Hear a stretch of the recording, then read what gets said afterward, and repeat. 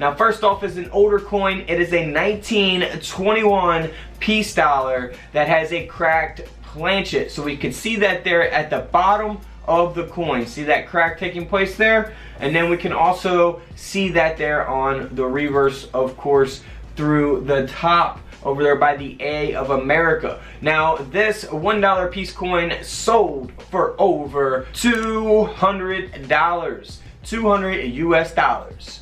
Next up is a very cool nickel, a Jefferson Nickel. This is actually a wartime nickel. Now from 1942 to 1945, if you guys are familiar with coins, you know that they made those in 35% silver. Now this coin here is a 1944, which is the wartime nickel. Now it has been broad struck and multi-struck, so we can see that there, especially around the rim of the coin. So very noticeable error there taking place on this nickel. Now this coin sold for over $400.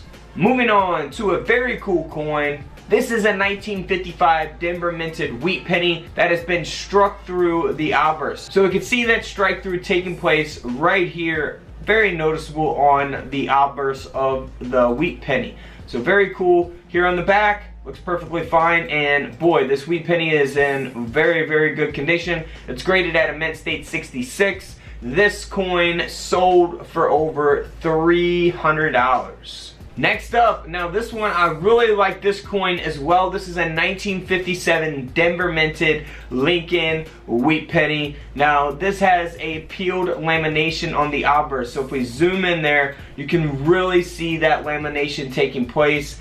Very awesome error. I love lamination errors like this extreme. Very, very cool. This 1957 penny sold for a little over $100.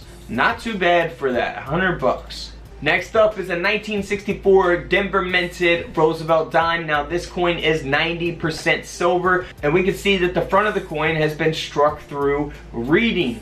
Alright, so very, very cool there. Now this coin sold for over $300 because of that mint error. Next up is a silver 1971S Eisenhower dollar coin. Now it doesn't look like much is going on, however, it has been struck through plastic here on the front of the coin. So if we zoom in there, you can really see that yellowish and brownish tone right there. That is a piece of plastic that the coin was struck through. So very, very cool. Like this error, it's not too noticeable if you're really not paying attention, but it is there when you zoom in. Now this coin here sold for over $140.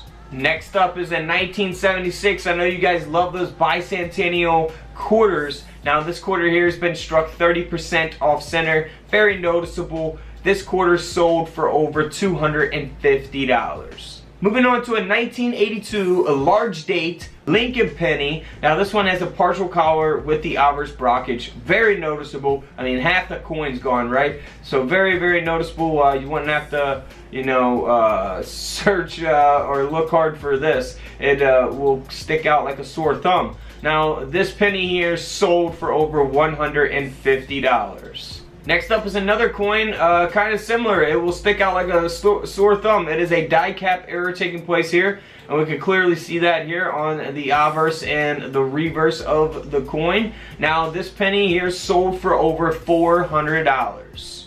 Moving on to a 1997. Now this one looks fairly normal. Looks like it's worn down. However, it was actually struck on a foreign planchet, and the coin only weighs 4.66 grams. So very cool, 1997. Always cool to see very more modern coins in comparison to you know, the older coins that we talk about sometimes with these types of errors. So this is a $250 quarter, 250 bucks.